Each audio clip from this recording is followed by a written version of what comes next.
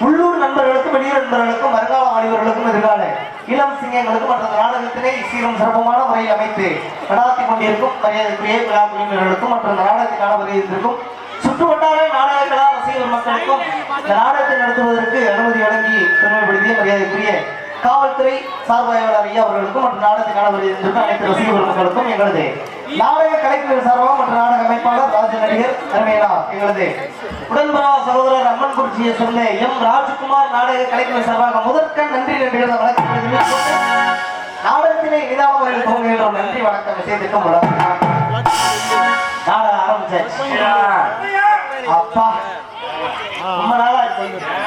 இனிமே பார்த்து.